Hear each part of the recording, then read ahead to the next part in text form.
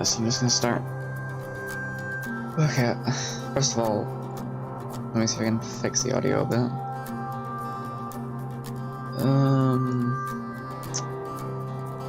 How's that? Ambient noises. Yeah, it's still gonna lie. Actually, maybe I can just get rid of the game. Let's try that. That's a bit better, yeah. Hold on, you're gonna get a bit of an audio loop for a second. Alright, how do I sound? It's in my own stream loop for a second. Alright, how do I sound? It's in my own stream loop for a second. Alright, how do I sound? Sound a bit better, honestly. Oh god, I've started an infinite loop, oh god. I sounded better than last time. I'll take that.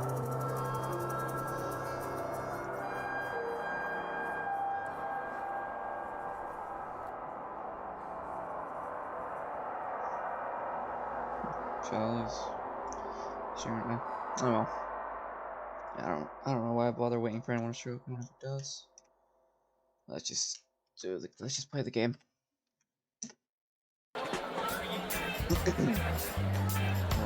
Sorry, I stopped halfway for this. Let's break bread. For the scene. Anyway, we're vibing with the live crew with Best Girls. He and Tess could have been a bit, making some room which Marina promptly fills. I'm left next to the smouldering fury that is Mariah. She moves her legs just a little, but enough for me to sit down. Thanks. Sorry to barge in on you guys like this. It's no problem. More the merrier. I hope you don't expect us to cover your bill. Groaning, Joe puts his hand over Tess's. Let me...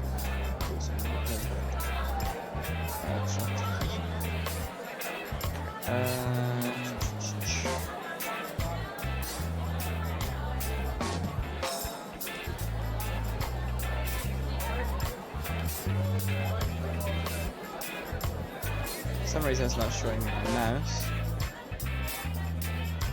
Yeah, let's turn all that shit down too. To see if it's more bearable on my ears.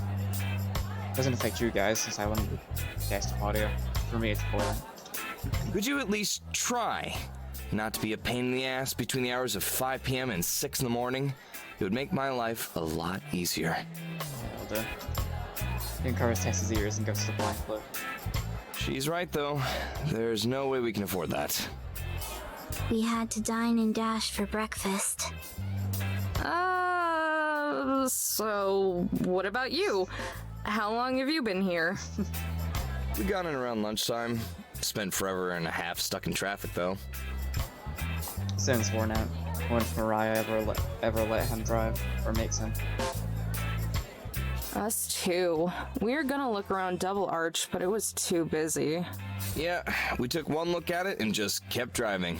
Didn't even want to try it. Sis said anyone who bothered to get out was a You weren't supposed to hear that! I told you, this girl hears everything.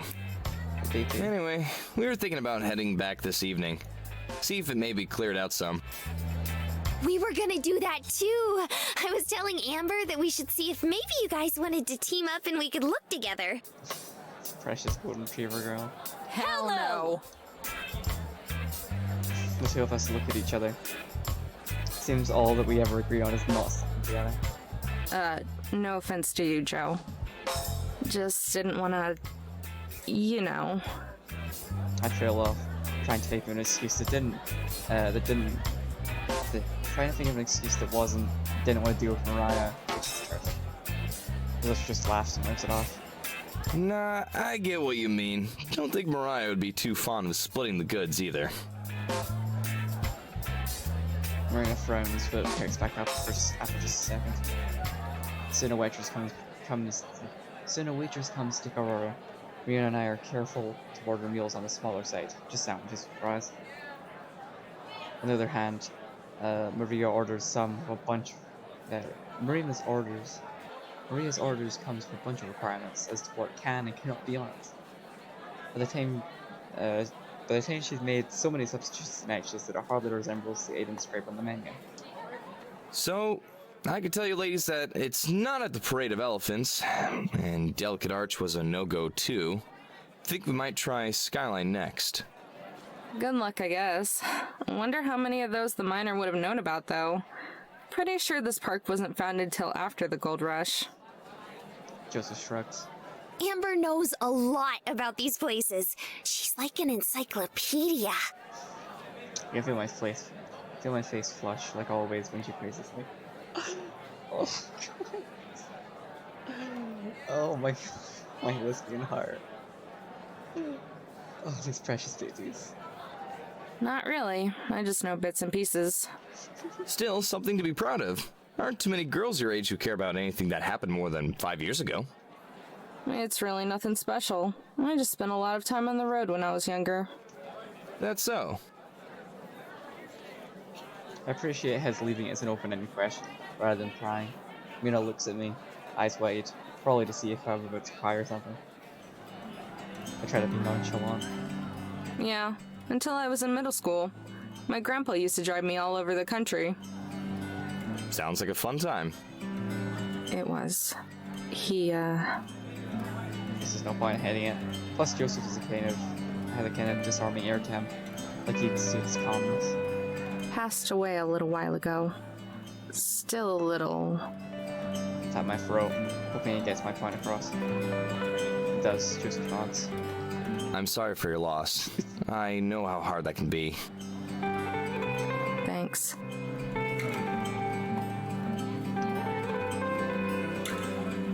Maria's eyes flick between me and Joseph. She must be pretty worried. I force a smile even though I can feel that glowing glumness that shows up every time I talk about Gramps. Meeting this dork has helped a lot, though. I jerk my chin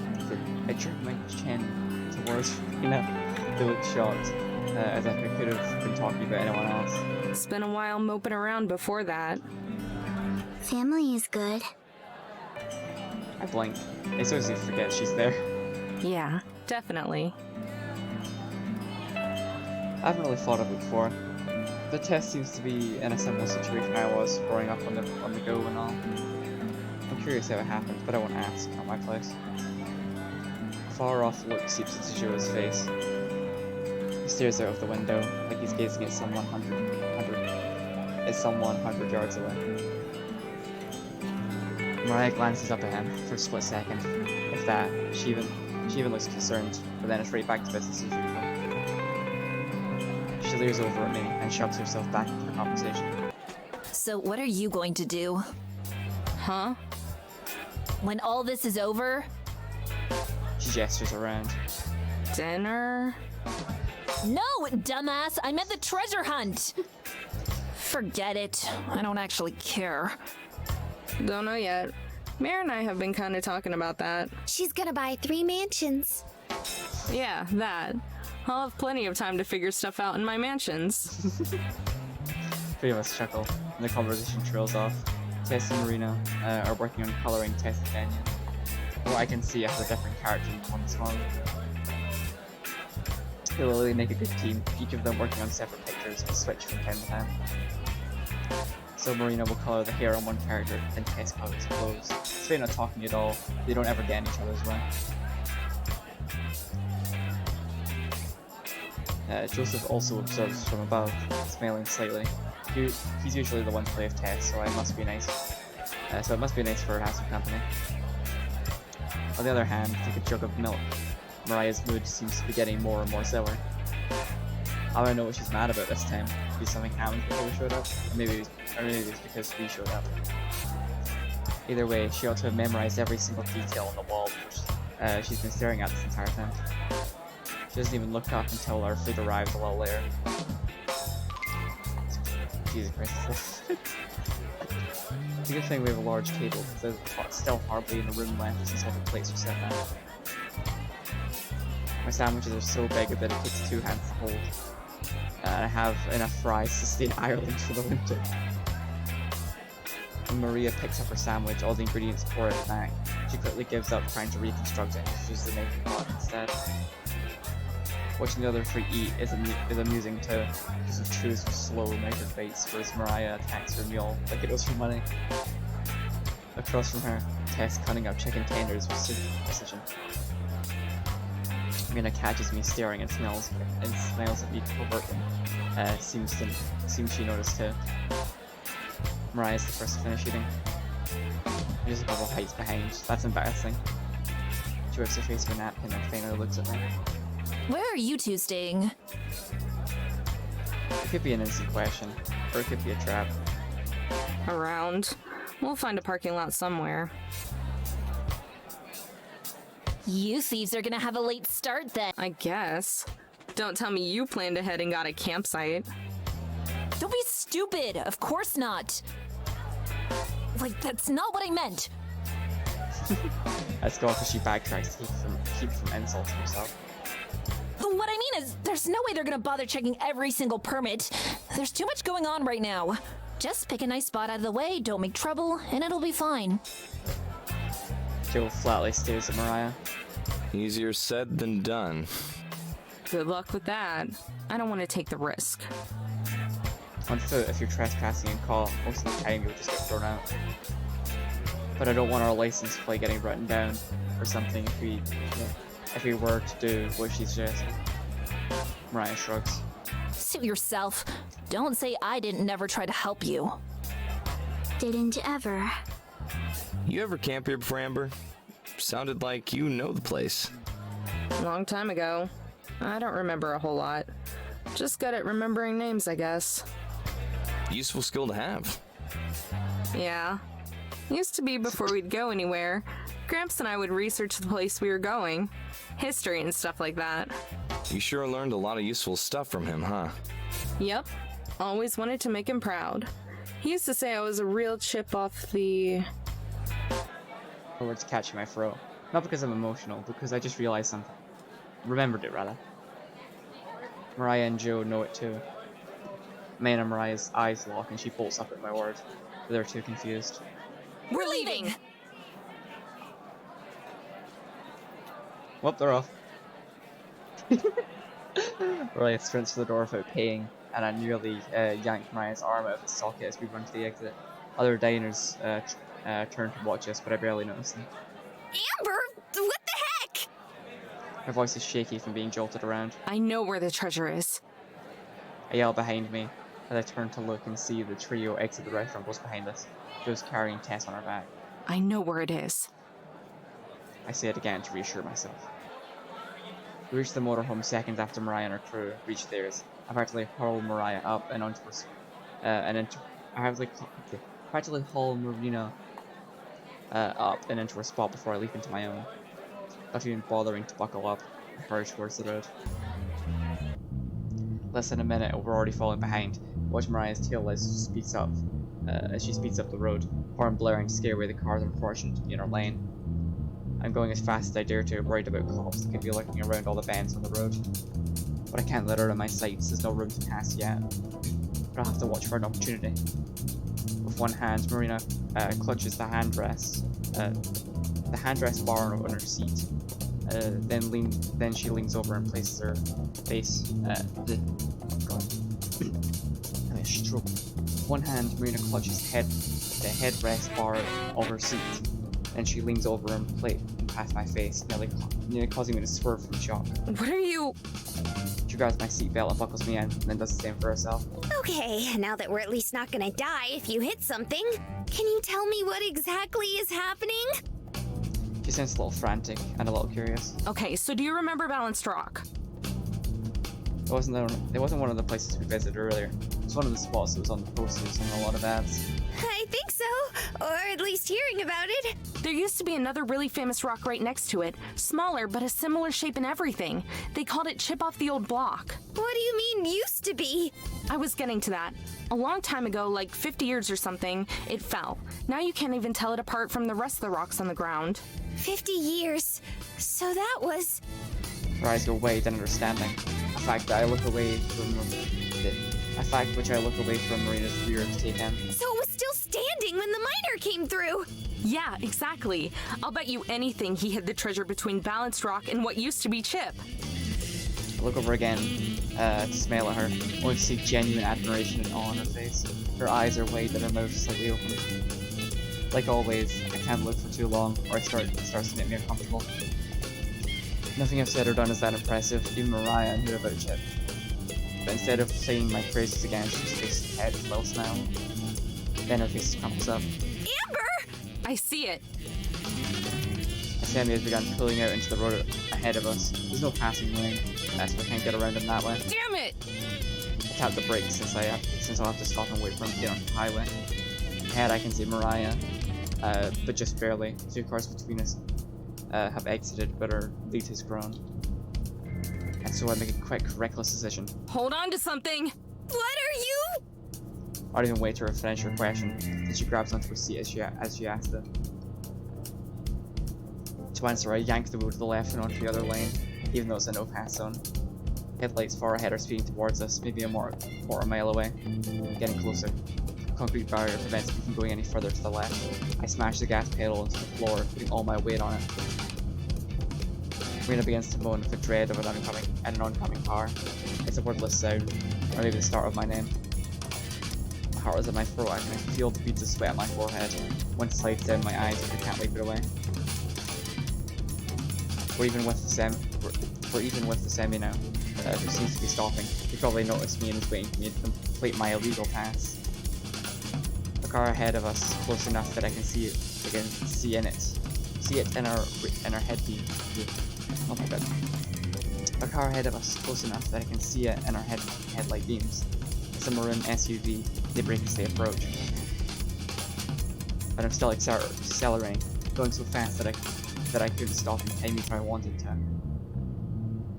Like a missile would shoot forward. I'm at least double the speed limit right now. We come even with the front. We come even with the front of the semi, which is hardly rolling.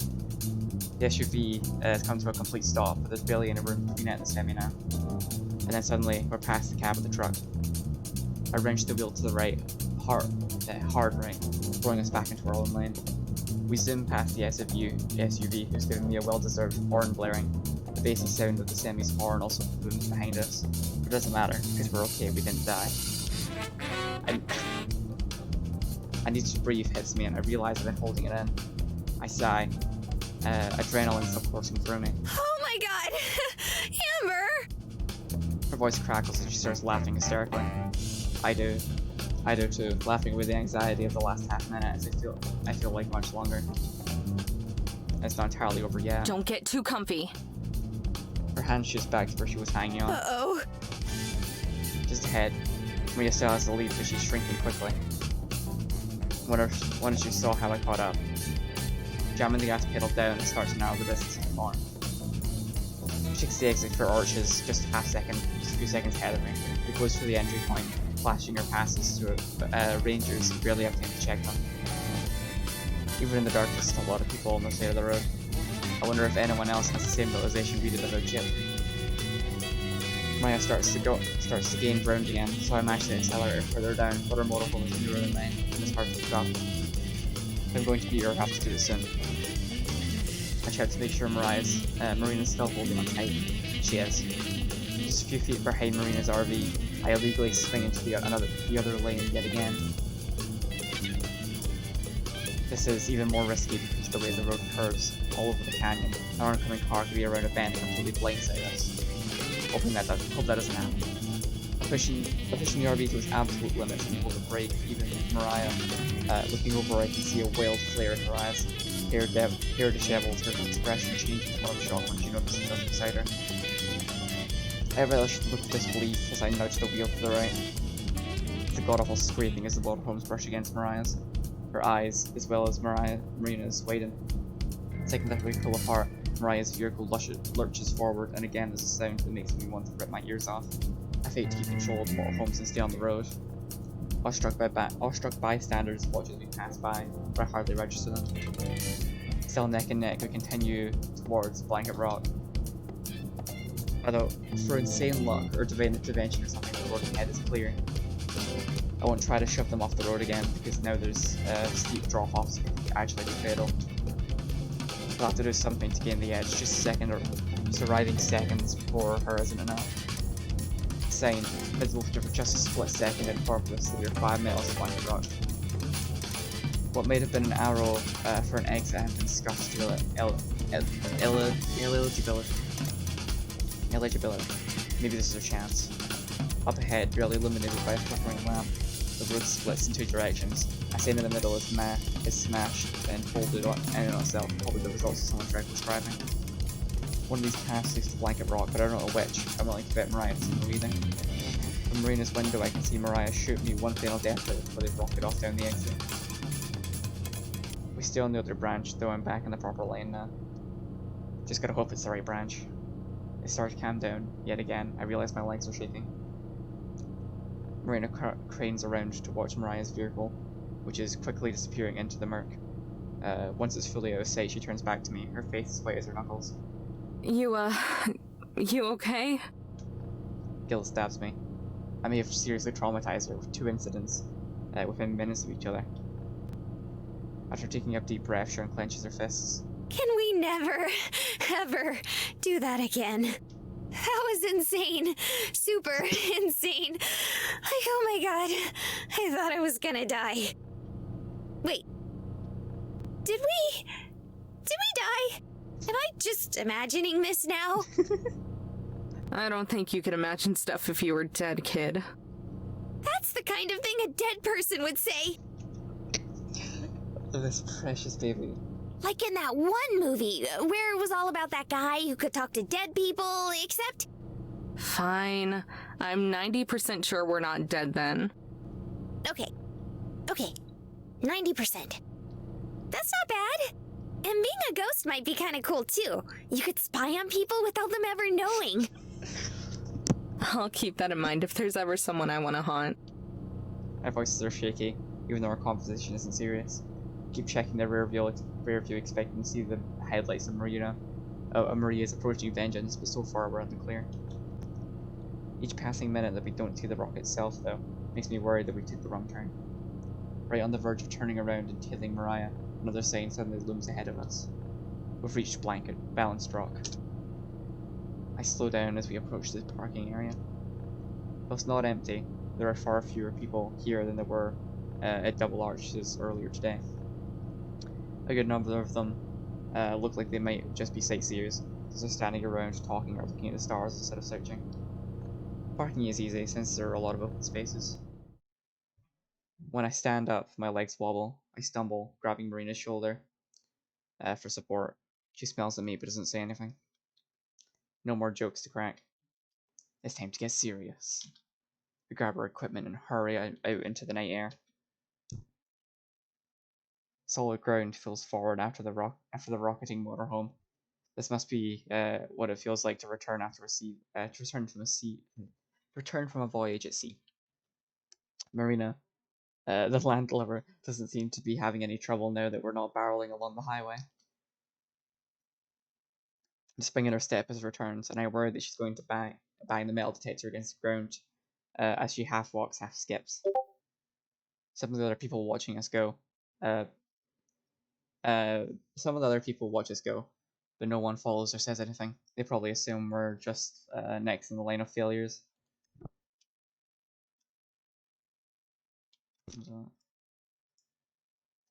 Yeah. Keep forgetting to put myself in Do Not Disturb on Discord. A lane which must be pretty long, given how much trash and misplaced earth there is around here. Pangs of guilt remind me yet again of the broken brick, Canyon de Chile, and I make my untenth resolution to be more careful. Just ahead, Marina comes to a stop, head tilted back. I can tell she's admiring Balanced Rock.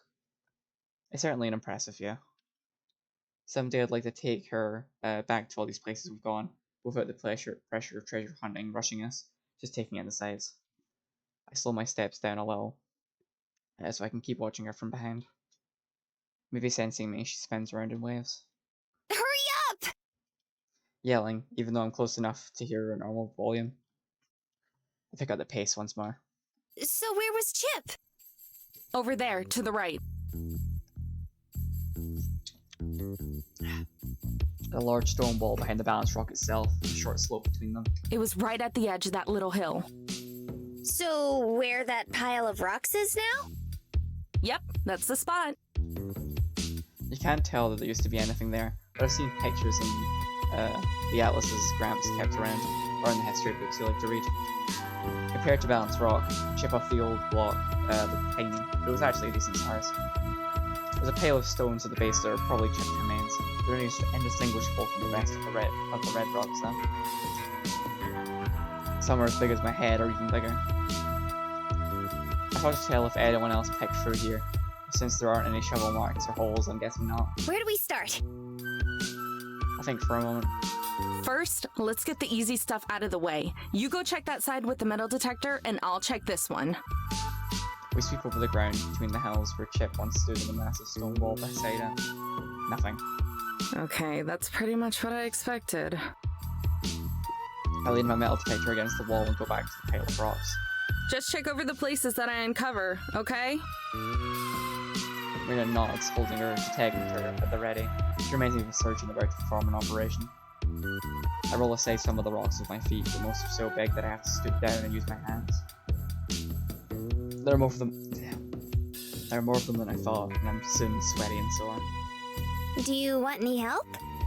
Nah, I'm panting. just keep scanning. She does so, dutifully retracing my steps. Still nothing. After a couple minutes, I stand there and take a swig from the water bottle. I'm glad I remembered to bring them this time. Marina sets down her metal detector to do the same. Do you think Tess and them are okay? Why wouldn't they be? Don't you think Mariah's gonna flip out when she realizes she took the wrong turn? Probably. That's her fault, though. Not like you would have let her go down this side of the road. Hey, I did what I had to do. Uh-huh. But you're never going to do that again, okay? If we get the next treasure too, I won't have to. When we get it, you meanie. Right. When? Only one more to go after this. One more frantic search, and then I drink my water bottle and crumpled it up before shoving it in my pocket. Break's over. Back to work. I pop my back and resume moving rocks out of the way. I've been working from the outer edge of the rock pile inwards since they're more concentrated in the center. Like a shadow, Marina continues to stick with me, going where I go. For like 10 minutes uninterrupted shuffling past, and I'm expecting Maria to have caught up or to get here soon. But she never arrives. Maybe she just gave up. Although knowing Mariah, she just wishful thinking. I've just finished moving it towards the side rock when it happens. The metal detector begins to chirp, right in earnest. Maria and I exchange a look and I nod. I'll get the shovel! I lean up against the wall by the second metal detector. Marina grabs it. It's leaning up against the wall by the second metal detector. Marina grabs it, starts back towards me, then doubles back to set her metal detector aside as well. I move to take the shovel from her, but she holds it away, shaking her head. Nuh-uh. You moved all the rocks. Yeah, but She frowned at me. I can tell this is an argument I won't win. Okay. Be careful, though.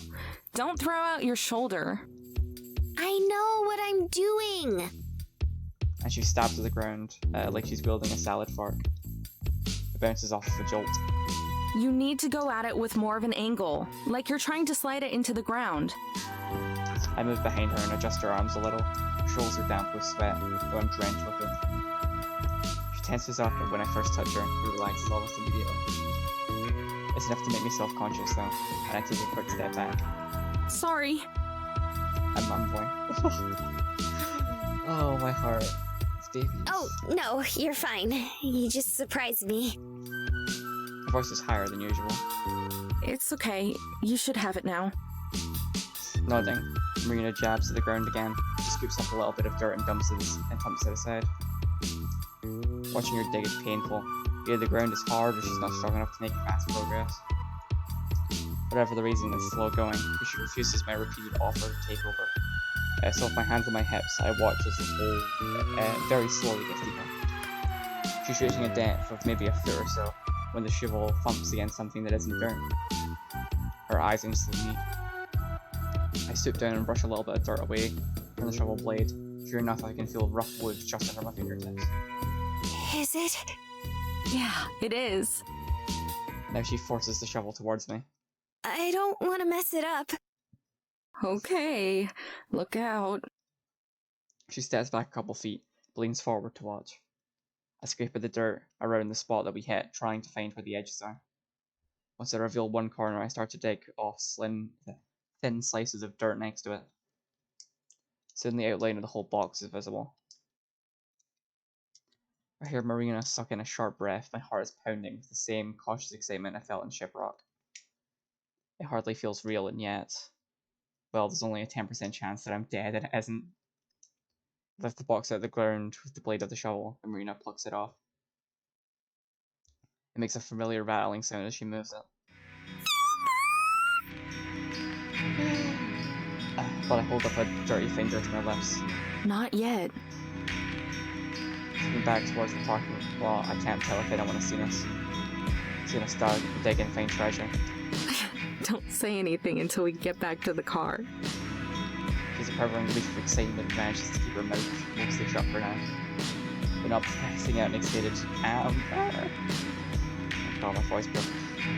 Just smiling, hoping that it'll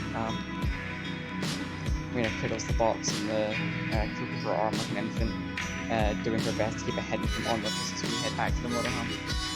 She carries the shovel in her free hand while I have both metal detectors. I don't even notice the soreness in my arms. It's not the first time. The excitement of sitting down in front of the silver box of gold is fresh in me. This one feels heavier than the last one, and it rattles less, but there's not as much empty space. By being asked, Marina retrieves the screwdriver and hammer that I've been using to smash the locks. She sets them down in front of me, but I offer them to her. Care to do the honors? You sure? She takes them. Yeah, why not? Her face lights up with a look of happiness is worth more than any gold. Oh, the cuteness again. My god. I'm never gonna get over this thing now. If I didn't know it was a big deal to her, I'd have let it. If I had known it was that big a deal to her, I would have let her do it back to the rock. It's a couple of tries, but she's back to walk off without even damaging the rest of the box. She looks at me to open it, but I shake my head. Nope, that's all you. Then she shakes her head too. We worked together to find it, so we'll open it together.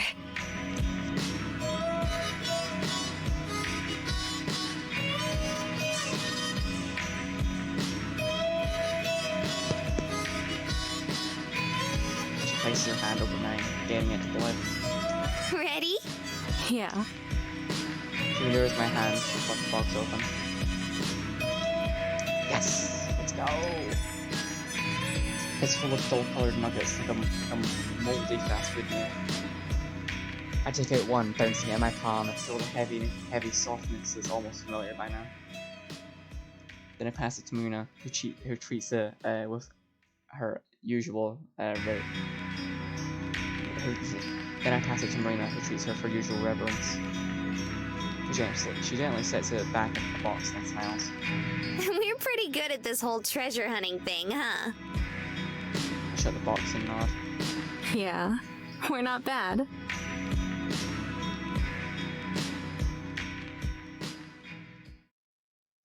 Even when the box is closed, it radiates a heavy aura, one that's almost intimidating whenever I come near it. I place it in the drawer and then seal it away, a sigh of relief following. 2 down, 1 to go. Whoa, there's only one more piece left? Oh, we're nearly at the end of the game?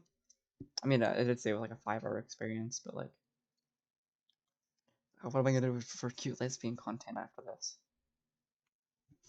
Like, cry about it or something.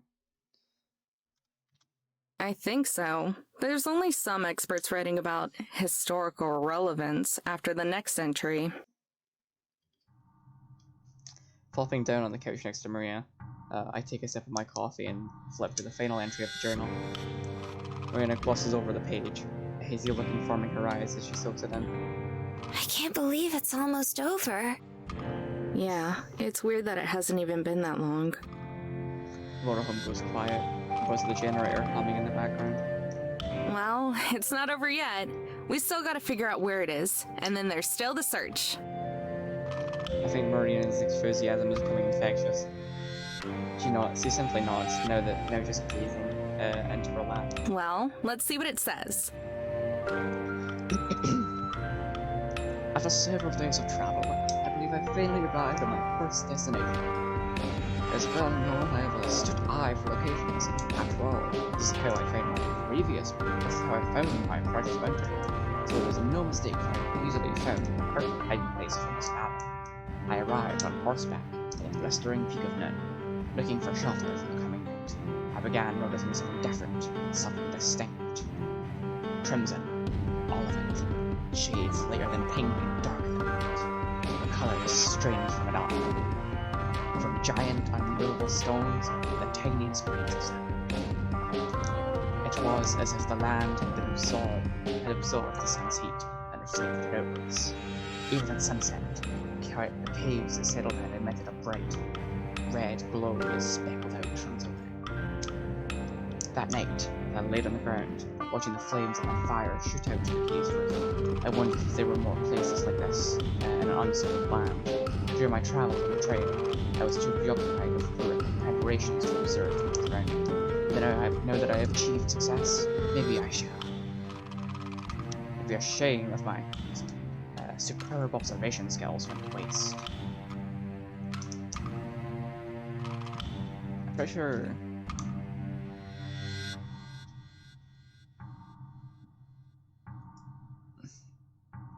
But even the Steam overlay won't show me where my mouse is.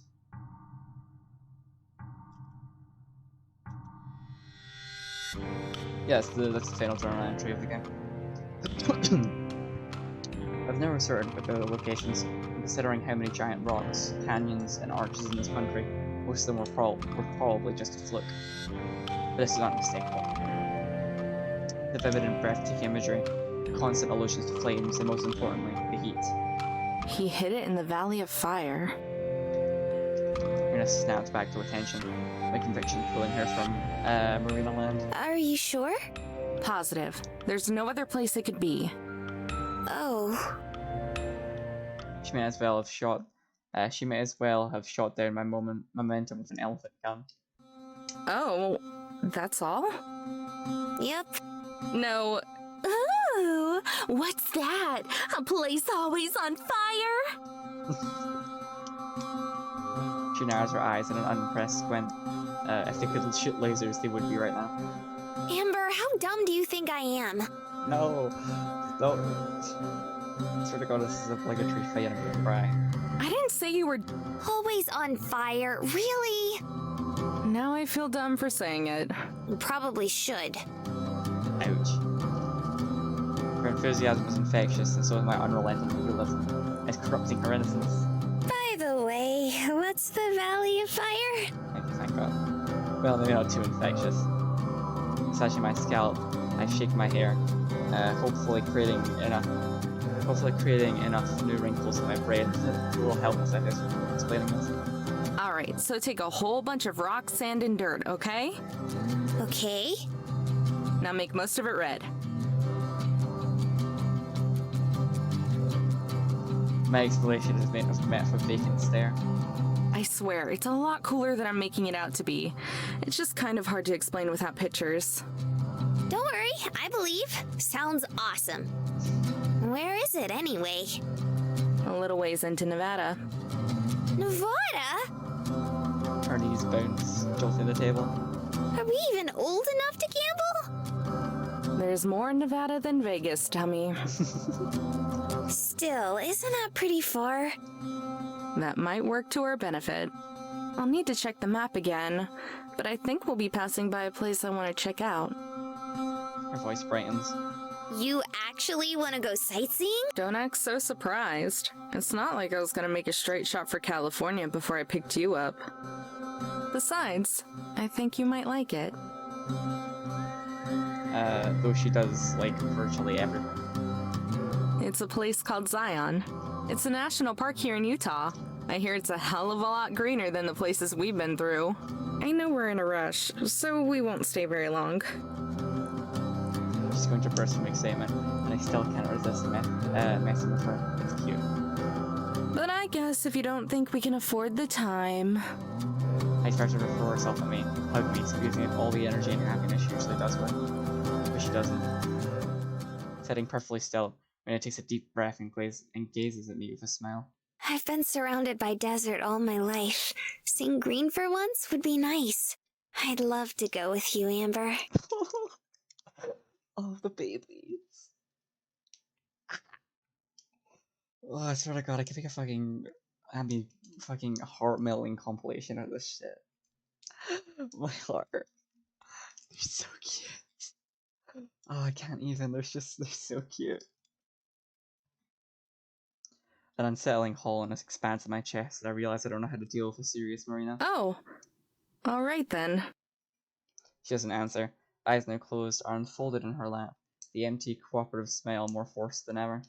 Well, there's still a lot of hours left in the day.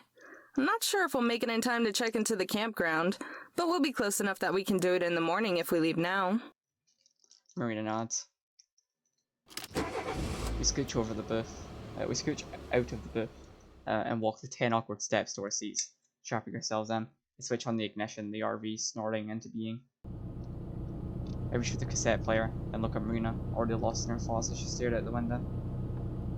I don't have the heart. No. I don't even have the courage to snap her out of it this time. Sighing, I bring my hand back without pressing play and pull the motorhome into drive. It's too bad. It's too bad to. I think I'm really starting to like Marina's hugs. Hours and several cups of coffee later, we've arrived at our destination, or at least close enough to easily check out in the morning, yet hidden enough to not be towed. Marina looks to the window. Her eyes drift back over to me, then mine's to hers. For one drawn out second, her eyes are interlocked, petrified by the other stare. Then the time continues. Her head swinging in the direction so fast it makes my mind takes my mind a few seconds to catch up. The side of her cheeks, I can see her eyes flushed. Glancing in the rear view mirror, I find mine are too. I grip the steering wheel, then cautiously approaching my hand, look back at Marina. She notices, our eyes connect again. Blush, rinse, repeat. These awkward little lesbians. I swear to God, I love them so much. The past 4 hours have been excruciating, especially while fighting the urge to throw on music. I wanted to give Marina the space she needed to say what she has to. Or I give myself the space to blurt out what I need to say. Just confess. It was just... Again, Marina looks. I jump, we blush. Never the right time. Deciding I have enough, I hop off my seat and stretch. Marina follows. I grab the mug from my holder and drag myself across the scratchy carpet to the sink. A small jolt shocks my fingers as I reach for the faucet. The mug slips from my hand and crashes onto the counter, splashing coffee everywhere. Crap. Let me help. Marina springs over and reaches for a kitchen rag, but I swat down her hand and grab it just as she does. Don't worry. Now we're forced to look at each other directly. Now we're forced to look directly at each other. There's no blushing this time. I nod and pull away the rag as her fingers slide down the fabric. I got this. She stares down at the counter, the spilled coffee trickling onto the floor with a steady drip. Oh. Without another word, she slouches back to the couch. If you give me a sec, I can set up the bed. The metal frame slams down with a loud crank that vibrates underneath my feet, followed by the couch cushions swishing past me, landing on the other side of the motorhome. For ya. Whatever, I'll deal with this in the morning. Toss the rag into the sink and head to my room, hesitating in front of the slider. Please don't let it end like this. Amber. The pause. Several times I hear small gasps, like she's about to speak, but they're just melting into sighs. Come on. Fast, god damn it. Good night. Night. Oh, come on. My hands ball into a fist, my fingernails claw deep into my skin. I step into the room and shut the slider behind me, immediately throwing my face into the pillow. I feel my heart pounding as I roll onto my back, laying there twisted in my sheets. It just keeps beating and beating, never settling down. Managing to lift myself up to my managing to lift myself up on my elbows to look at the picture next to the slider. Going off the final sleeve. So I remember how his hand felt against my head, the bony joints of his fingers, how their callousness massaged my scalp. Such a breezy old man. It's amazing to think how strong and confident his love was. I let my hand fall back fall back against the bed and rest my forearms over my face. Oh man, what am I gonna do, Gramps?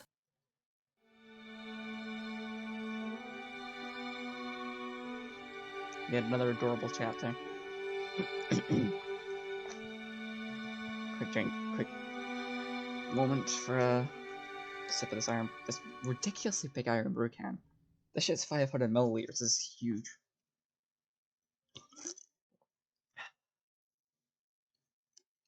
Not sponsored, by the way. If you know that wasn't obvious. I don't know who in their right mind would sponsor me. Ah, fuck. I had to buy a new set of headphones. Just a headset is dying. If I move the cable wrong, it fucking the audio cuts out.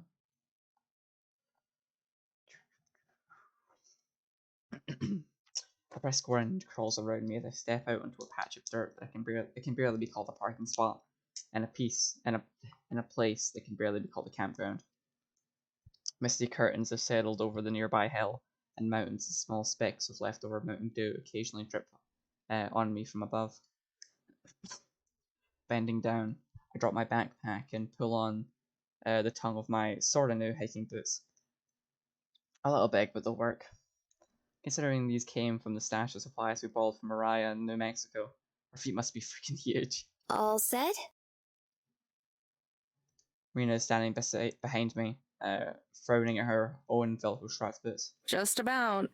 These boots are pretty big, though. You think so? They feel a bit snug to me. Sheesh, never mind about Mariah. Hey, forget about the treasure. Let's just dress you up as Bigfoot and turn you in for a cash reward.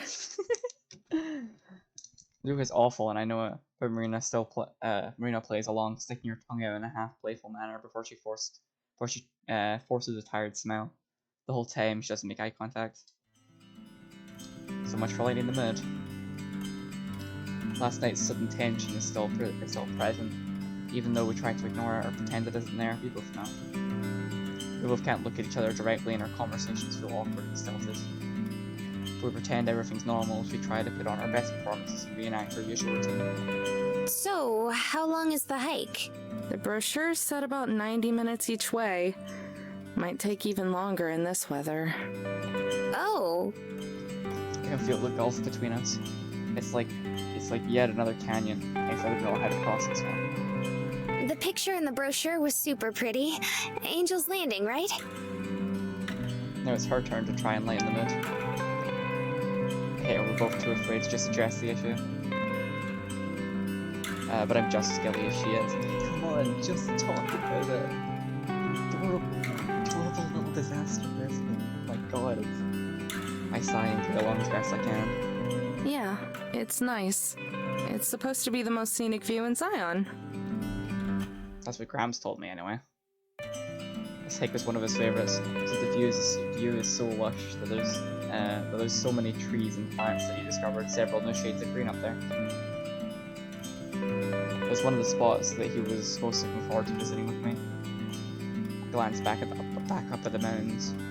The mist doesn't look like it will clear anytime soon. In fact, it seems to be swallowing up more of the landscape.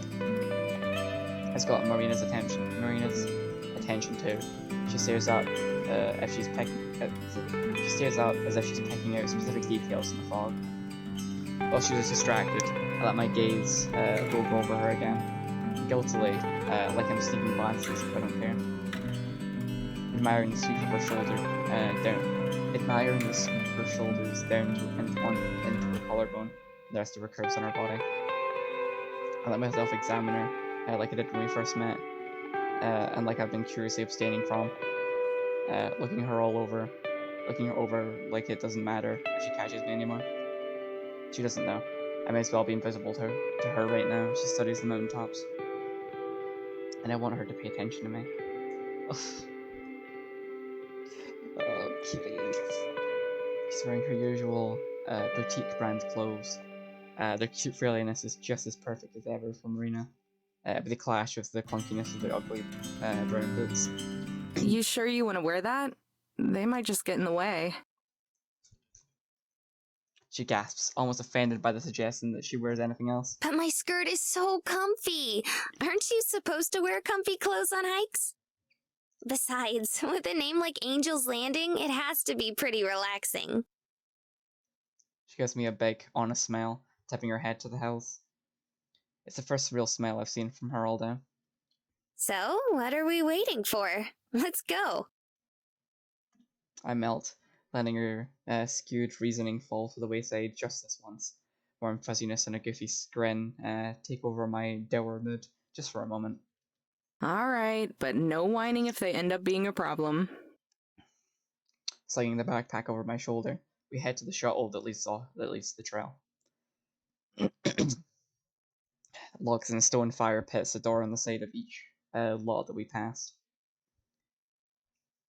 Maybe when we get back, we'll go to the camping store and pick up some supplies to roast marshmallows. I think she'd like that.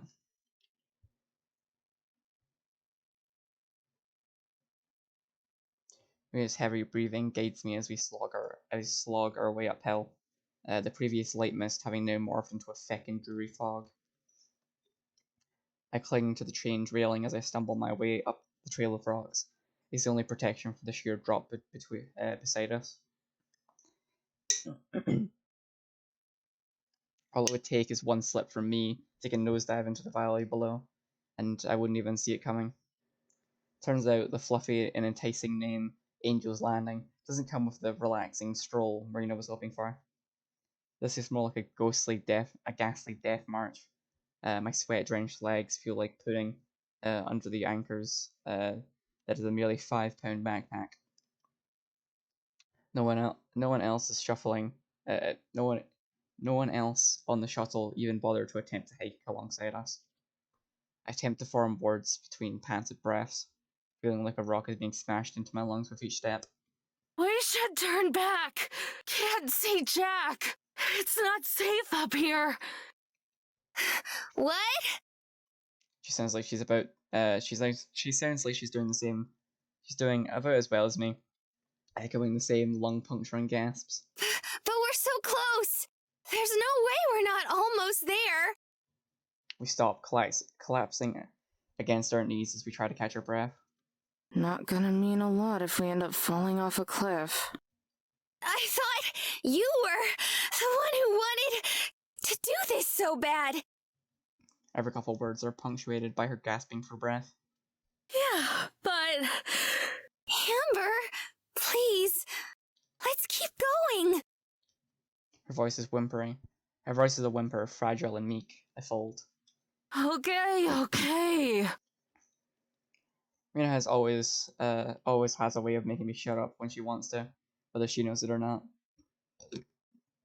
Today it doesn't make a difference. I'm not going to be the one who makes things worse. She's wrong about one thing, though. I wasn't the one who wanted to hike up here.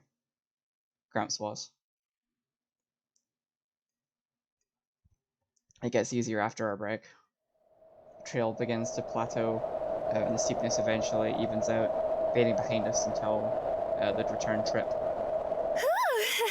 think we're already here. See? What did I tell you?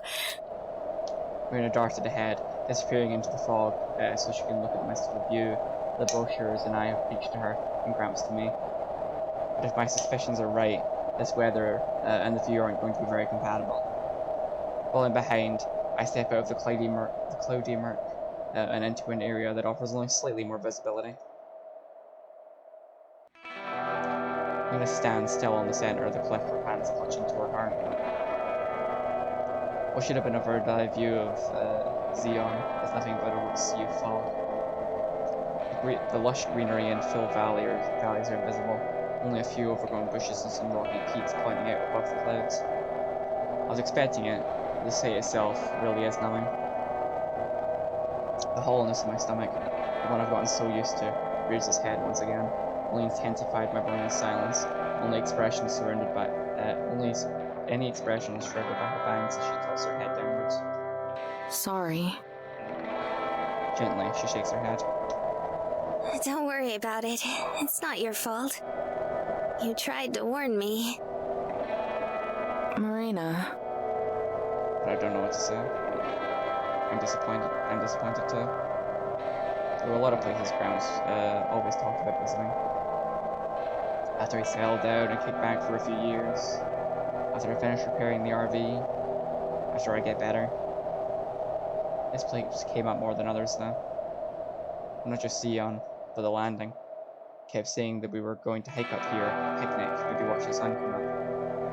A slight smile comes to my face as I think about him making that hike. I'd have liked to see the greenery I'd have liked to see the geezer try. Well, I'm not a big enough sap to try and make all of my grandpa's plans happen now. It'd have been nice to see the views of Grandpa, Marina, and everything that's happened with the past month. It seems fitting to make the trip. Angel's Landing. I glanced back to Marina, the hand that was clutched to her chest now stretched outward, grasping empty air. A slight breeze blows through, riffling her hair. She looks beautiful. She looks angelic. I didn't go to church much as a kid, but she still looks like someone I'd see on a stained glass window right next to the rendition of Chivalry or Skull Hill. Cavalry. Rendition of Cavalry or Skull Hill. It's frustrating to have come this far for nothing. But is it because of the fog? Because of Gramps? Or because of Marina? My teeth grinding against each other under what feels like an unimaginable weight. Come on, let's go. I turn around and begin down the slope. There's nothing else worth seeing up here. Marina doesn't follow. No spirited footsteps trailing behind me. No speeding bullet placing ahead. Marina, we're going. It comes out with a bit more bait than I intended, but I don't care. I just want to get out of here now. Marina's hesitant to answer, but eventually manages to spit it out, then in more like a question than an actual statement. I don't want to. What? I don't want to leave. Not yet, anyway. Annoyed, I turned back for an explanation, only to be greeted with a pleading look instead. I'm used to it by now. I know I am. But do you think we could wait a little longer? Just to see if the fog clears? I don't know what it is. I respond for a blank stare. It's like she's not even talking to me. Don't be stupid. I stare back down the hill, not bothering to wait for Marina this time. It's past noon. If it hasn't cleared by now, then it's not going to anytime soon.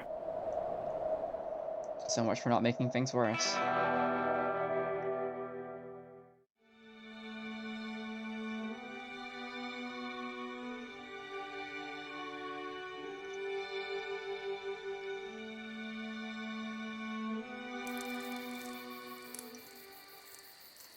The babies. I nudge the fire with a stick. It doesn't do any good though, as the logs just tumble on top of each other, smothering the already lit already pitiful flame. For a moment, our lot is only lit by the few remaining embers in the pit. Sighing, I grab the bottle of lighter fluid and squirt it onto the ashes.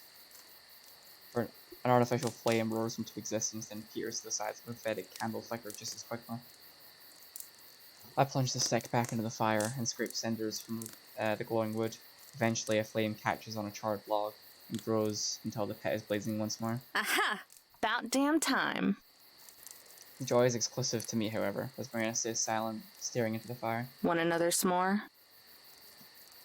She bounces back to life. Oh my god, yes, please. She catches herself and switches back to broodiness. I mean, Sure, I guess. Talk about it. God damn it. I roll my eyes but can't help smiling on the inside.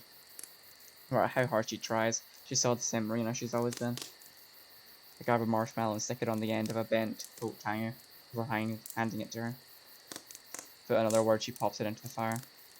Meanwhile, my eyes are drawn to the neglected bag of hot dogs laying beside the chocolate and graham crackers, unopened and ignored. I brought them because I thought Marina would like the variety, but I should have known that she would only go after the marshmallows. She's been devouring them. She opened the bag when we left the store and it was half empty by the time we got back to the campsite. She clung to the bag like a security blanket the whole way. It's a miracle there were even any left. Struggling, I take one of the hot dogs out of the bag and then impale it on the coat hanger, and put it in the fire next to Marina's. Even when we're this close to each other, there's an air of tension. The one that pervaded since we left Arches. Neither of us have addressed it. The inevitability of the treasure, the thick uneasiness that hangs over us. It's suppressed, but it's definitely there. But it's gotten better since we left Angel's Landing. The snacks were a peace offering of sorts, I guess. Though I was plenty surprised that she sat so close to me. Wait a second.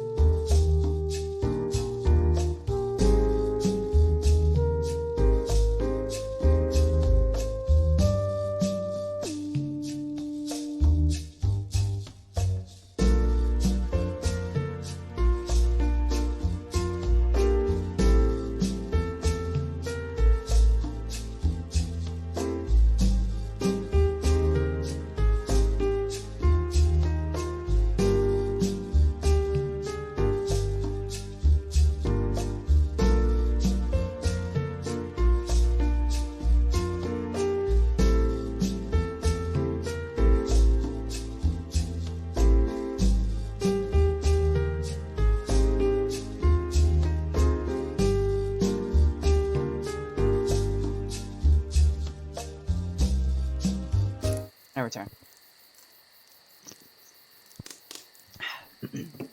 Although I was pleasantly surprised that she sat so close to me, even with 3 other logs around the fire pit. Fix my gaze on the flame. The dog is slimy, oozing with condensation that drips and sizzles in the ash. Oh God, it's on fire! It's on fire! Fire! Fire! And his coat hanger flushes over me with a spastic comment. The marshmallow is now a smoldering ball of an Here, inferno. give it to me. But it's on fire, Amber! Fire! I can see that. Just give it. She panics, squirming as a precious marshmallow burns before her very eyes. Alright, just don't hurt yourself, please. Frantically, she passes me the wire, banging her nails as I try to blow it out. Soon the fire clears. Marshmallow, once white and fluffy, is now black and charred. Aw, now it's ruined. It's no big deal. You can still eat it. Preparing the s'more, I break apart the chocolate and crackers, then squish the marshmallow between them. Ew, gross. But it's all black and stuff. Hey, don't knock it till you try it. Honestly, I think I might prefer it burned. That's so... ew. She gives me a nervous laugh. Here, just try it. Una stares at the s'more and gulps. Fine, but only because you asked. Closing her eyes, she opens her mouth wide open. This time, it's my turn to gulp with a shuffle back, subtly trying to avoid eye contact, and once again, failing. I pop this more into her mouth and let out a restful sigh. Like bubblegum, she munches on it in the corner of her mouth, intensely trying to dissect the flavor in her own cute way. So, Her eyes grow wide in shock. It's good. right? Doesn't it give it a nice smoky flavor? It's a little bitter at first, but the marshmallow gets really crunchy. So good. I told you so. You just gotta give these things a shot. I can't believe I had my first s'more and found a way to make it better in the same day. I feel like that would take most people like a bajillion years to figure out. But it only took me one night 'cause I got you, Amber. Gobsmacked, dumbfounded. They're both stupid fancy words, but I think they work when trying to figure out this thing sitting beside me. Amber? You're kidding me. What? Your first s'more? Well, I've seen people eat them on TV and stuff before, but You have never ever had a s'more in your entire life. now that I think about it, I guess I haven't. That confirms it. Huh? Confirms what? You're an alien. The government has just been keeping you hidden all this time. That's why I met you near Roswell. It's the only explanation. I am not. If I were an alien, then why do I look human? That's just a flesh suit. A disguise so you can blend in. That's mean. You can't just buy these good looks at the costume store. What's your sector ID? Is this your first time away from your home planet? Amber, stop. It's not my fault. Her face puffs out, and I have to resist the urge to poke and deflate it. If I don't quit, she may actually start pouting. I'm sorry, I'll stop. I'm tempted to squeeze one more joke out, but I said against it as I tried to hold back the snicker under my breath. I think I like you better when you're serious. She crosses her arms, turning away as she closes both eyes to block me out. Then with a grin, one eye open. We both burst out laughing. Since the hike, the fog has climbed down the hill, enveloping the campground. Even here it's carved out a small pocket. The breezy hill surrounding us as we take in the warm glow of the fire. It feels nice. But for real, I still can't believe this is your first time leaving home.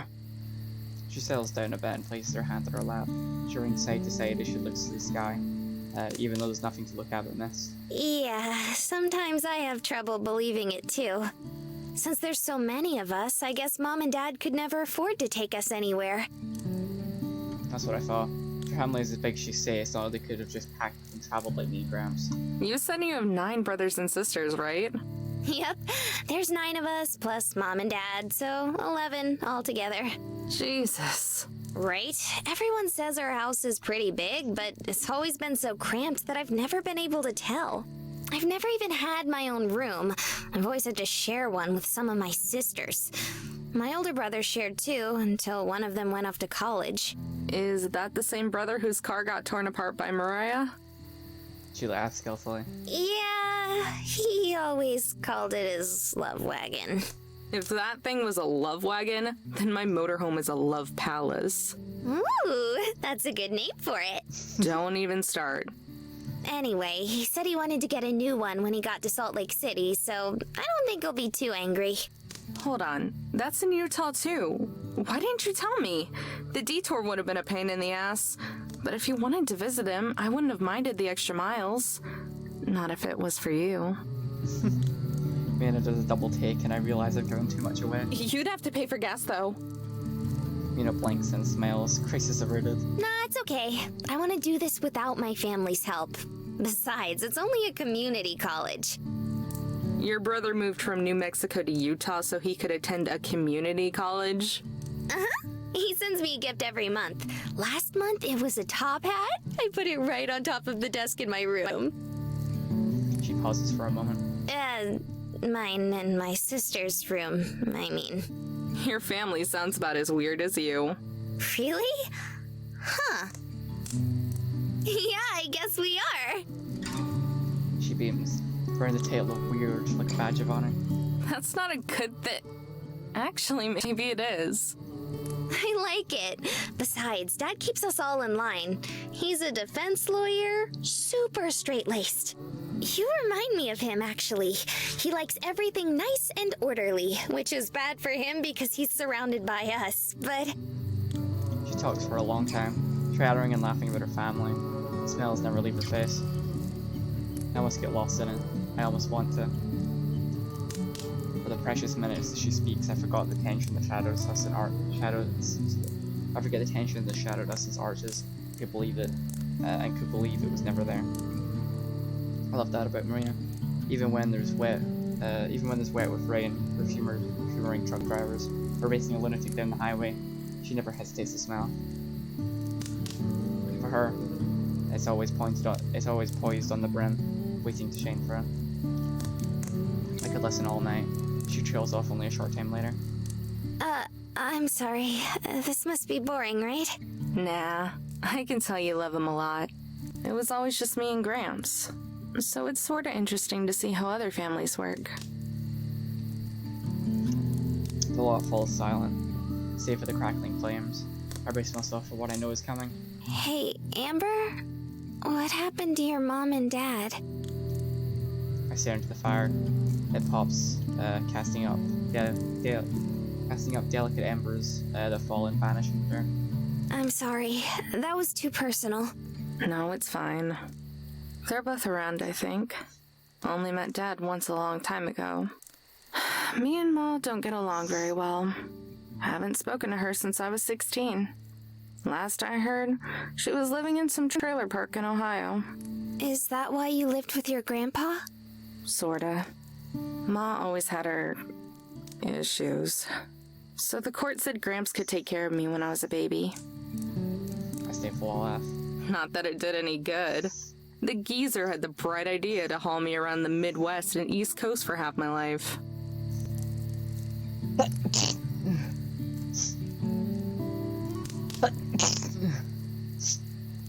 Jesus, sneeze so hard my bottle would. Excuse me? He took care of you all by himself? He must have been amazing. Try again. He was an old hippie who was stuck in the 70s and spent most of his time listening to weird music. Sounds just like you. Hey, watch it. If anything, he was more like you. I was always cleaning up his messes, even as a little girl, even near the Choked down a growling lump in my throat. end. Amber, It was always just the two of us, though. Us or any random old friend he wanted to see. Even when he decided to settle down in Colorado, it was just us. People would come and go, but it was always us. And I was there for all of it. I was there for every single appointment. I was there at the hospital, and I was there at the funeral. Ma didn't even bother to come to that, but I was there. And he was always there too. You really miss him, huh? My voice lowers to a whimper, to a whisper, raspy and dry. Yeah. Something slumps against my shoulder. Glancing down, I discover Marina's head resting against me. What are you doing? Nothing. Ah, She looks up at me. Want me to stop? nah. Keep doing it. Okay. We should turn in soon. We have a big day ahead of us. Yeah, maybe. We stay in silence for a little while. Or maybe it's a long time, I can't tell. It's a nice silence though. Comfortable one. Finally.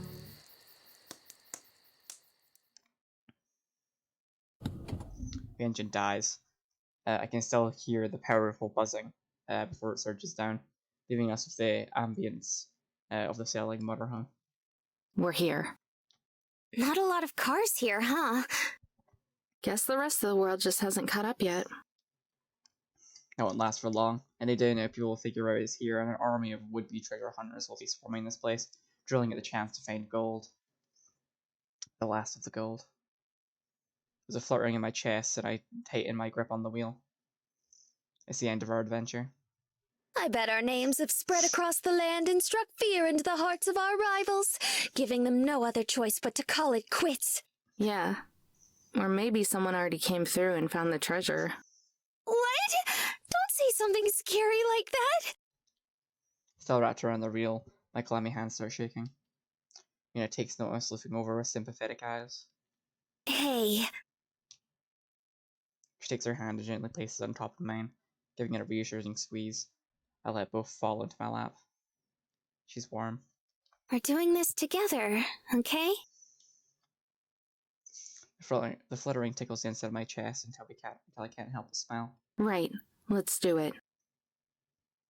Regretfully, I force out a nod and pull my hand out of Marina's. It feels wrong, like throwing away a precious gift. Reaching into the console, I retrieve the journal, from what may be the last time. It's well loved, a bent spine, wrinkled pages, and folded corners, flimsy on the flimsy paper cover. Looking back, it's been getting roughed up. Looking back, it's been getting roughed up since the moment we got it. Ever since that weird station attendant let Marina have it for free way back at the travel store. Hard to believe this cheap thing was the roadmap to something so valuable. Taking a deep breath, I skimmed over the final entry. After several days of traveling, I have finally reached my first destination. It is well known I have a strict eye for locations. After all, this is how I found my precious bounty. So it is no mistake that I've easily found the perfect hiding place for this valley. I arrived on horseback with the strict men for shelter, blah blah blah. We've already read this. Windstone Arch. Probably the biggest entry so far, but I can feel it needs to be there. I slap the journal shut and lay it to rest on the center console, right next to all the cassette tapes. Marina and I look at each other, oversharing the same piercing determination. All right, let's get this show on the road.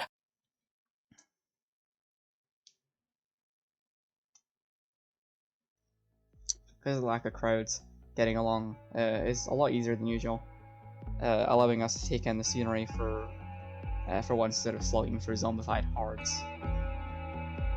Even though there's not many people around, it somehow feels fuller here. Everywhere we walk, we're surrounded by layered dunes and sandstone, towering over us, striped with faded reds and calico browns. Somehow, we do eventually manage to find the Windstone Arch. Unlike the arches back in Utah, it isn't big or majestic.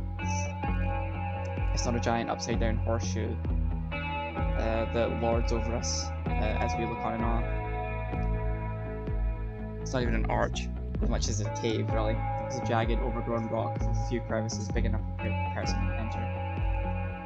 Still, despite the fact that it isn't compared to the size or grandeur of everything else we've seen together so far, despite that it hardly took us any time to find it at all, it's still imposing. The longer I stare at it, the bigger it gets, like it's judging us. It isn't calling into question our ability, or even if we can find it.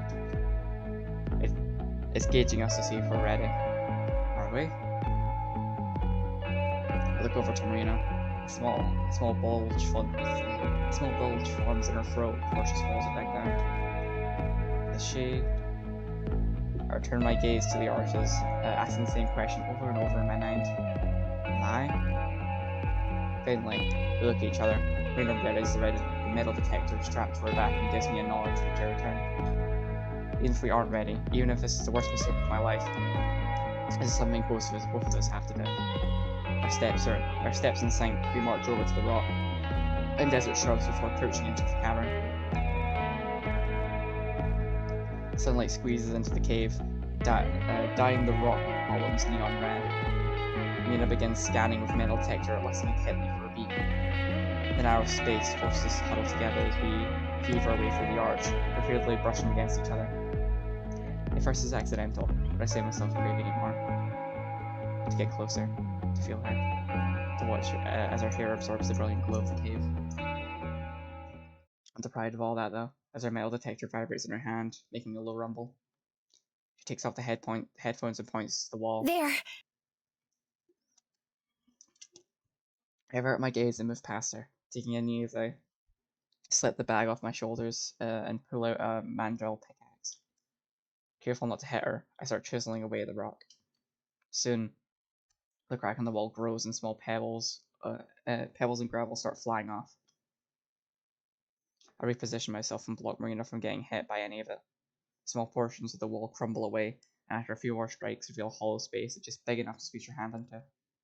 This is gonna suck if some creepy thing's gone and made its home in there. Shuddering, I reach into the space and feel something square and wooden. With some budging, it comes free and easily slides out. A box. Its familiarity is expected, but it doesn't stop my heart from leaping any less. Nor Marina's, who squeaks out a gasp. Ready?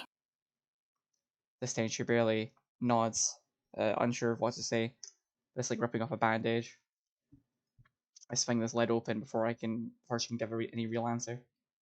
Nuggets, a pile of them, filled from top to bottom, all misshapen and morphed. The sight isn't anything new, but this time feels different. It's like for the first time, the reality is really sunk in, and everything up until now has been a haze. Both just stare at it. An entire universe of thought races through my head, and yet it comes up blank. What now? It's directed more towards myself than Marina, but it's the first thing I managed to spit out, and unfortunately, the most important. And ultimately the most important. Marina doesn't answer at first, instead just telling her head, trying to process the question, but finally she gives a simple smile. I saw a sign for a trail on the way over here. Why don't we go hiking? Hiking? I freeze for a second, then laugh under my breath. The more I think about the simplicity behind her words, the more I laugh until I border on sounding like a hysterical madman. Hiking? For real? I kept laughing, struggling to keep it together, even after I started having trouble breathing. Poor Marina isn't in on the joke though. In a matter of seconds, her face goes from confusion to concern, then pouting. I don't know why you're laughing. I was being serious, you know? Settling down, I have a fake tear from my eye, an occasional struggle still managing to break through. No, I know you were. Then what's so funny? Nothing, just... Finally regain complete composure and smile at her. Yeah, sure. Let's go hiking. That sounds nice. Can you please keep to the signs? I will. Stop being such a worrywart. Marina skips through the sand, gleefully oblivious that her trail is a badly marked patch of dirt over the plains of the Mojav? Let's go Mojav. That's what you said last time. If you're not careful, we're gonna get lost. Again. Aw, you didn't like those old cabins we found? It gets old after the second time, Mare. It kills daylight too. The sun has faded to orange and will soon sink out of view. There's no way we're getting back before dark.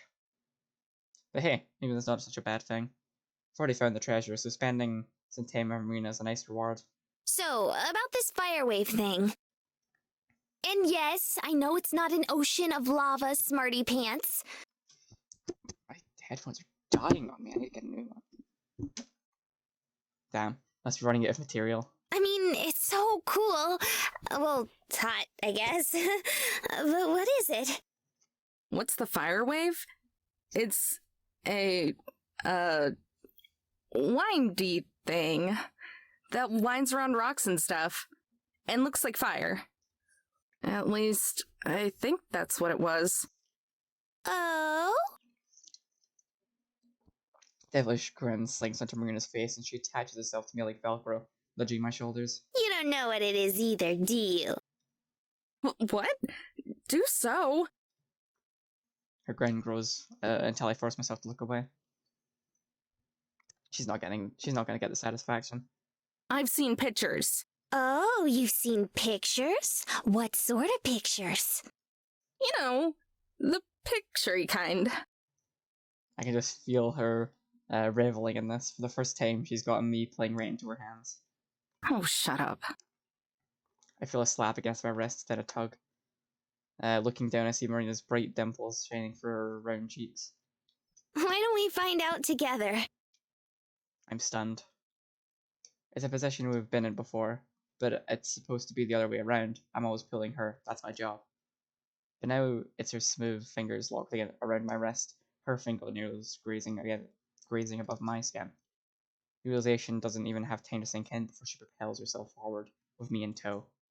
Hey, wait! Hold on! I kick up sand and grit as I practically dragged along by Marina, who meets my yelps of silence. And then she halts as quickly as she took off, leaving me to shoot forward and stumble to a top. She halts as quickly as she took off, leaving me to shoot forward and stumble to a stop. You could have at least warned me before ya. I go silent. Marina does too. The fire wave. Swirling ribbons of red wrap around the hillside and stretch out from the horizon. The setting sun casts light and shadows all across the ground and sky, treating it all with intense gold, pinks, and purples. As the sky dims, a shred of stray light passes over the shade and shines directly on us, directly on Marina. She stares on, silent. I can feel every glint of emotion coming from her, every breath taken away, every raw feeling that built up inside of her must be choked back down. All of it. I glance between her and the scene stretched out before us. A pocket of sky with their deep, vivid colours beautiful. The choice is easy. I fixate on Marina. Her clear, sweet blue eyes. Her cute round cheeks. Her lips as they quiver ever so slightly. Laying a hand on her shoulder, I turn her towards me and softly touch her cheek. Her mouth slips open with a faint gasp, but all it takes is a gentle stroke of my face for that uncertainty to be wiped away. Marina holds my gaze. My eyes relax and step closer so I can feel the warmth of her body against mine. Then I lean in and gently press my lips to hers. Yes! So soft. I keep myself pressed against her, letting my lips move with the natural flow. She doesn't press back. Afraid I pull away. Before I can step back, she pulls me closer and lets her lips melt into mine. I let the pattern take hold. Our mouths move inside of each other, full of tender caution as we ease in. We repeat the process indefinitely, bathing in the light of sunset, the two of us exchange something. I eventually pull back, unsure of what to say and scared of what to do. I turn back to find the last ray of sunshine slipping behind the sand. Something brushes against my hand, tickling for a moment before entertaining it between my fingers. Her grip is loose, but I wrap my fingers around so I am holding her firmly. We watch the last of the light drift into a peaceful evening, together. It's pretty. Yeah. Oh, the babies. I love them so much.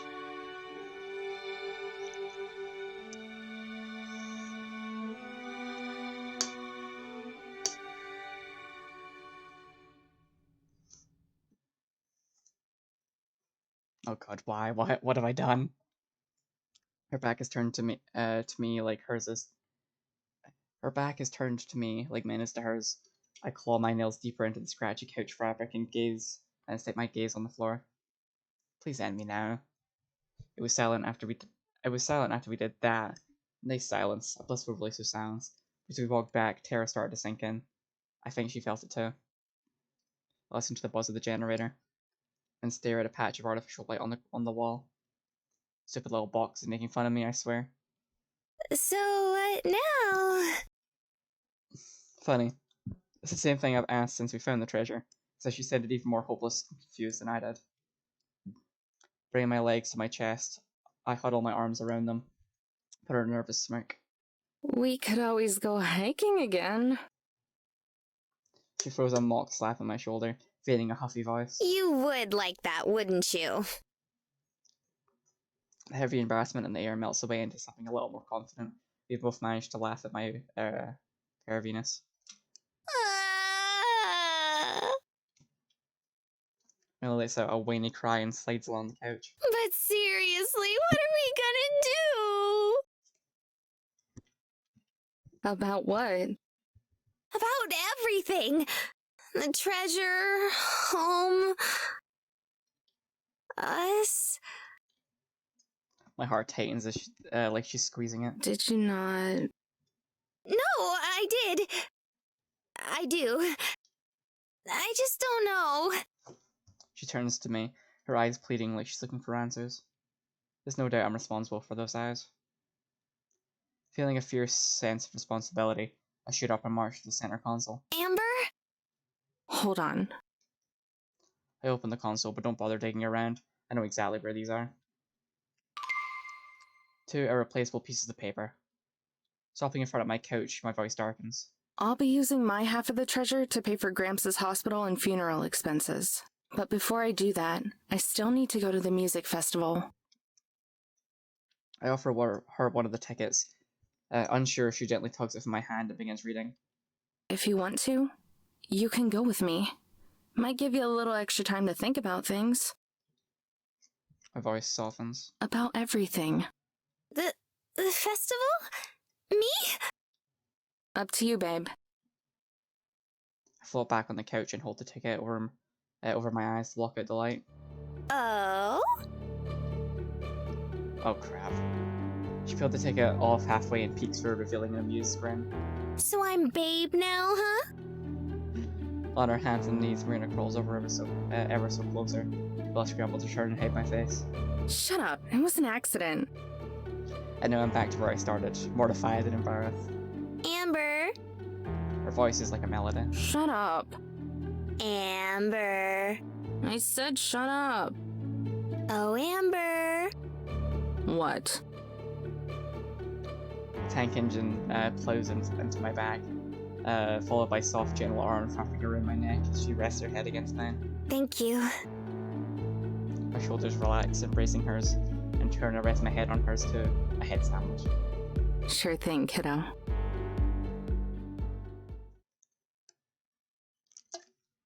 Once we're quiet, the awkwardness sets in, where I don't know if I should be saying something to fill the silence or should leave it be. Is she thinking the same thing? Is she also worried? Sneak glance.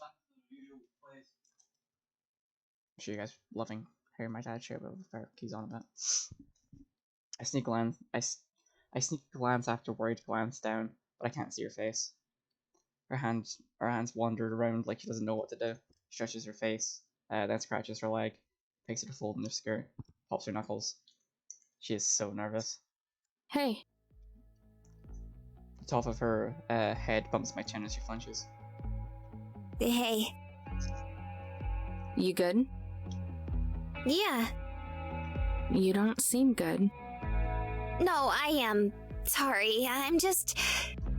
Rather than hurry her along like I sometimes do, I wait for her to find the words. just worried, I guess.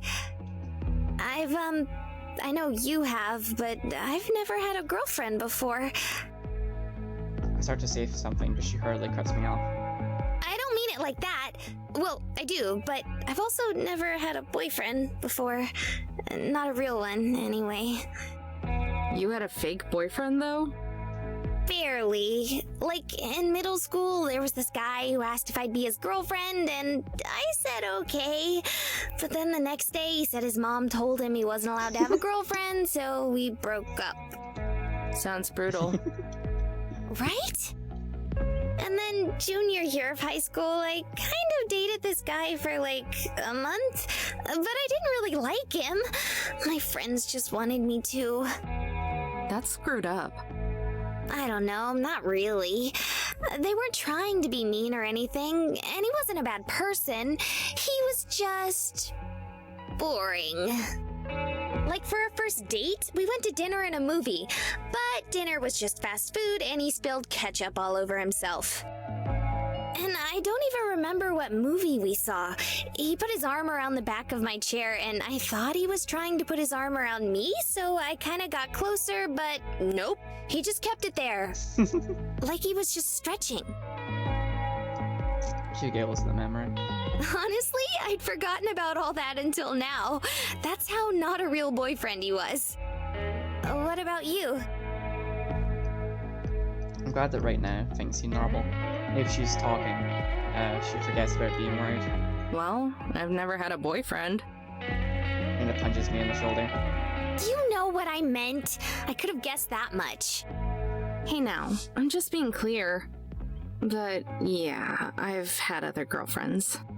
Isn't it bad manners to talk about this, especially early in a relationship? She asked though. They counted, though it wasn't really anything serious either. By the time I was old enough for a serious relationship, I was too busy with taking care of Gramps to focus on one. But at least no one's mom ever told them they had to break up with me. Listen, it was hard when I was 12. For like a day or two. I'll bet. Anyway, yeah, there was this girl I was with through a chunk of high school. We broke up in junior year, I think. She wanted to focus on school. She ended up getting a full ride to a nice college, so I guess she made the right call. Or does it must have been? Nah, it was her loss. I shove my free arm that's pressing its spring side and wrap it around her. First I can feel her tense up, and then she gradually relaxes, until most of her weight rests on me. So, Amber? She doesn't answer. Mare? Sorry, never mind. She looks up and smells at me, and I smell back. Maybe it's better not to think too much right now, or ask too many questions. It's just the two of us, being happy with each other, not minding we're both sweaty and kinda gross right now, that we haven't eaten in hours. Or so I think. Isn't long before she yawns and looks up at me, apologetically. Oops. It's okay. I'm kind of tired too. I'm not. I'm too excited still, but I don't want her to feel bad about going to bed. Plus, we did a lot of hiking today. I unbind my arm around her and switch which hands holds hers, so that we can stand up. She's fidgety again, shifting her weight from foot to foot. Well, I guess it's gonna take some getting used to for both of us. I let go of her hand. It falls limply by her side, like she lost control of it. Look at me in the eyes. I can tell she's waiting for me to do or say something. I take a step forward, closing the short distance between us. Well, good night. And then I lean in and kiss her again. Briefly. Enough that she doesn't really have time to react before I pull away. She blinks twice, then rubs her lips and smiles. Good night. She walked backwards away from me, still smiling, and I'm gonna be it too, of course. I'm tempted, so tempted to go to sleep in my bed, just to be close to her still. But I don't, since she's still so nervous and unsure. I don't want to make her that harder for her. I lick my lips and go to turn off the light, still tasting the sweetness of her on them. As I climb onto bed, listening for the sounds of her breathing, I don't expect to get much sleep of my own tonight. Oh, my sweet celestial heart. And I think that is where I shall leave this off today.